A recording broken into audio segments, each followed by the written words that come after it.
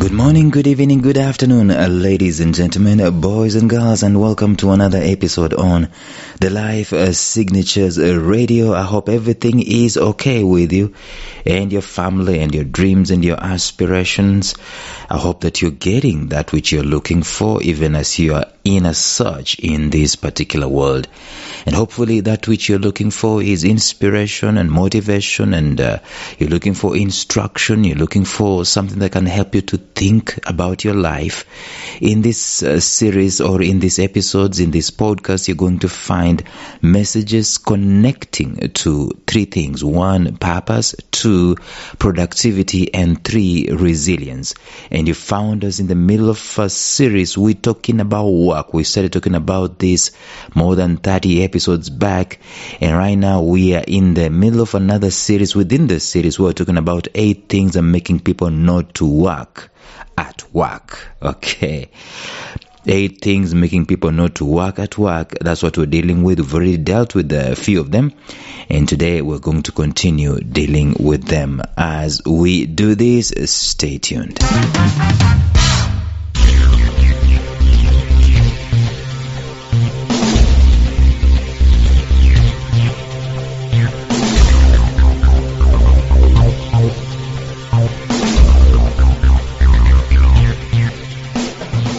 Welcome to the Life Signatures podcast with Lawrence Namale. Lawrence is a life coach, author, and keynote speaker who loves to tackle different topics on purpose, productivity, and resilience. His mission in life is to awaken all your boundless possibilities available in you. Life Signatures podcast is dedicated to bring to reality every single person who knows that deep down in their gut, there's got to be more to life than this. And now, here is your host, Lawrence Namale.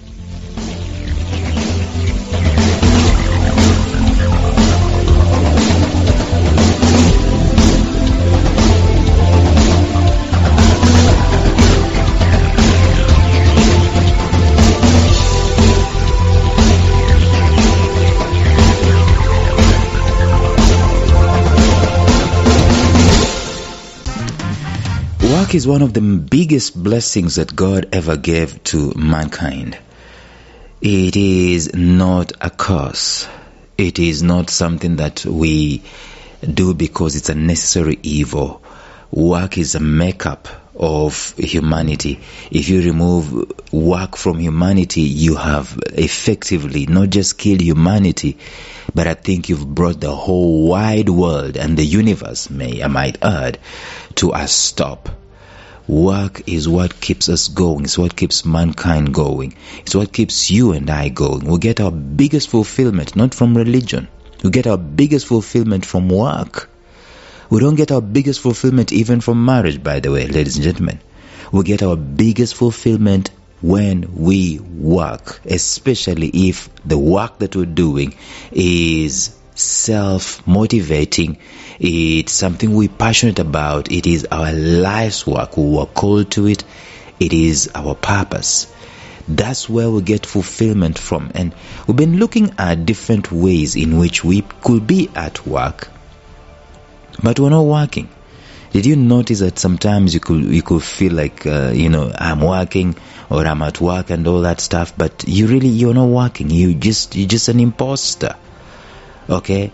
And you might be 2 things, well-meaning, and 2, you might be totally intentional about not working.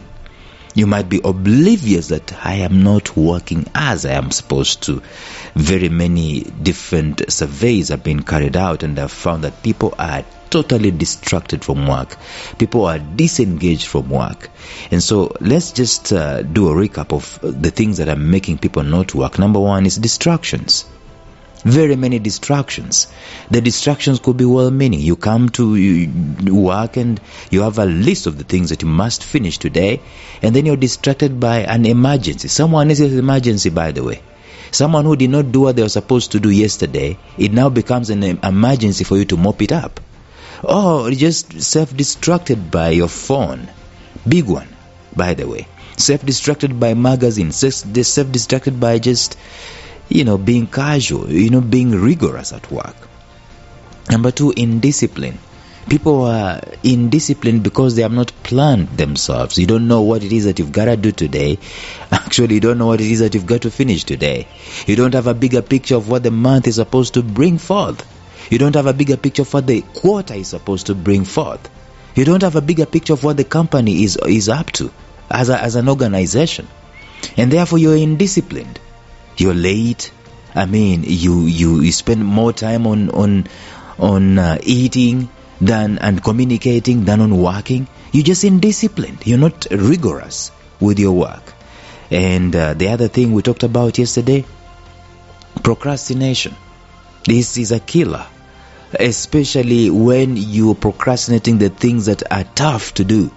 Something that needs you to think, something that's laborious, something that's very uncomfortable at work. Guess what you do? You push it for next week, so that today you can do the simple things like copying and pasting stuff. That is procrastination. And by the way, at the end of the day, today you'll go home saying that you worked. No, you didn't. You didn't work. You procrastinated.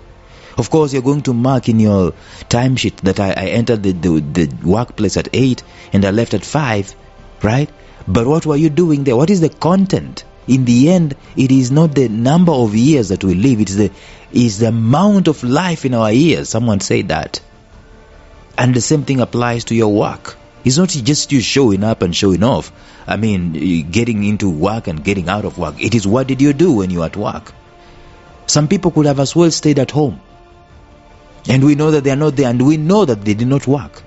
Than them coming to work and sitting there, putting up a face and they're not working. It's very unfair. Okay, that's the fourth thing. The fifth thing. This is a big one. The thing that is making people not to work is the culture of looking for jobs. In other words, someone says, I don't have a job. I'm unemployed. And so they don't work because they are unemployed, because someone has not told them to sign here. I'm going to pay you this at the end of this period because you've done A, B, C, and D. As long as that has not been done, what happens? You sit at home. You do nothing. You don't sweep. You don't even jog. You don't run. You don't do any physical exercises. You don't help in the community. You don't work. Because someone has lied to you that the only thing called work is a job. The only thing called work is something that I've got to do. Someone has got to pay me for it. So you don't work on yourself. You don't work on anything at all. Because you are quote unquote jobless. The culture of jobs is just something else. It's got to evolve. Work and jobs are two different things, and you will find people not doing anything because I'm unemployed. Their school of thought is that anything that is not paid for is not work. Nothing can be further from the truth. That way of thinking is keeping people from working, left, right, and center. And in fact, even after they have been employed, listen to this, they will work for only one reason: to get paid. And that is absolutely wrong. Someone who is personally motivated by the job mentality is not safe bait to the attitude of work. Work has got to be something that we love to do. It's got to be something that we are equipped to do. It's got to be something that we are passionate to do. It's got to be something that we're intentional of doing in order for us to make a difference and a contribution on the face of the earth. The pay is only something that comes later as a byproduct of the work or as a compensation of the work. But the thing that is driving us to work is change, contribution, creation, impact. All those are the things that are driving us to work. If we work only to get paid, we shall only work for the pay. But if we will work to create an impact, we won't realize when we're going an extra mile to deploy our utmost. I've been seeing of late some memes coming through about workplace, how this employee is very tough with her time, and I know there is a place for that. For instance, she's called when she's at home to attend to something that only her can attend, and she says, I ain't gonna do that until or unless you put it in my extra hours and you pay for it. I know there's a place for that and so on.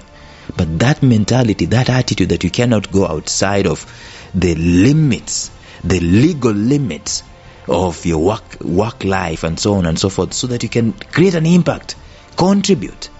It is absolutely wrong. Anyway, we're saying that in any case, the attitude of joblessness is the one that is corroding the real, authentic, true ethic of work. And I'm not in any way saying that all jobless people are lackadaisical or lazy and all that stuff. Not by any chance. I'm saying that if we have a mentality that we only have to be paid so that we can work, chances are that our quality of work eventually will not be as excellent as it is humanly supposed to be or humanly possible. That is something that we've got to erase. Hard work should be something that we embrace, whether we're going to be paid for it or not. Because at the end of the day, even if you're not going to be paid for the work that you're doing today, something else is going on in your mind. Your mind is growing. Your mind is getting mental toughness. Your mind is becoming better. It's becoming productive. Work ethic is being instilled inside of you. And a working brain is a fertile brain for ideation, for ideas to come. So you'd rather work than not work, even if you're not going to be paid for it.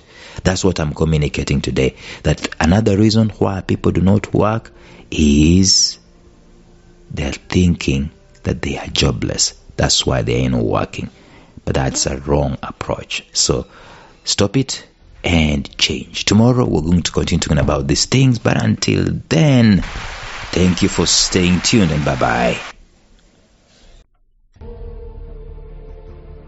Thank you for listening to Life Signatures Radio. If you enjoyed today's show, subscribe to Life Signatures Radio on iTunes, Stitcher, or visit our website at lifesignatures.libsyn.com. Life Signatures Radio, fresh, clean, and inspiring.